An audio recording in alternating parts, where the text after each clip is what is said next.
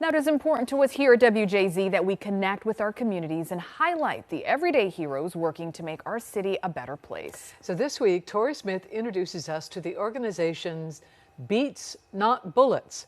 It's an organization that shows Baltimore young people the ins and outs of the music industry.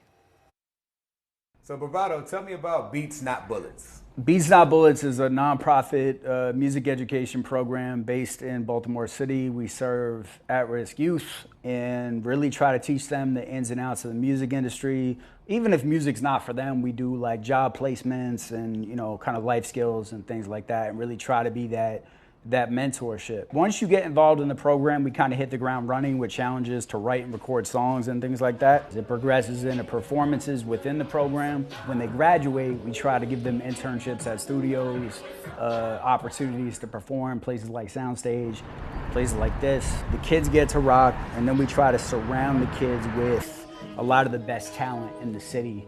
If you're a good musician, congratulations for getting to like base camp of the mountain.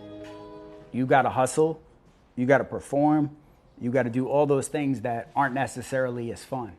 It is still a job at the end of the day. You had the opportunity to do anything to give back to the youth. Why did you decide to focus on music? So from when I was a kid, I was an MC, and it was my outlet. It was catharsis for me. So I know the power of like writing down what you're feeling and putting that into the world as art. And a lot of these kids have lived, 1,000 lives by the time they're 16. A kid in Baltimore City at 15, 16 tends to be more of an adult than a kid in the burbs that's the same age, and they need that place to go where they know they're safe. We don't censor or edit anything. Say what you feel, talk about your life. There's a kid, Prince Mac, who's around performing and stuff, who, he lost a close relative, and when it happened, he kind of went nonverbal for a little while. He literally wasn't speaking to like anybody.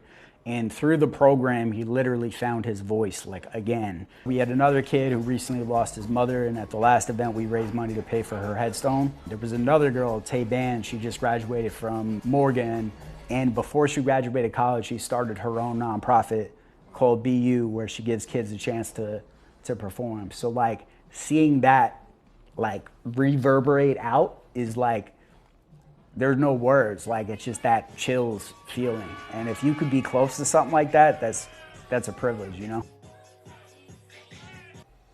right, we know that there are more community MVPs out there, and we'd like you to let us know who they are so that we can highlight all the great work that they're doing. Head over to WJZ.com/nominate-MVP to submit your nomination.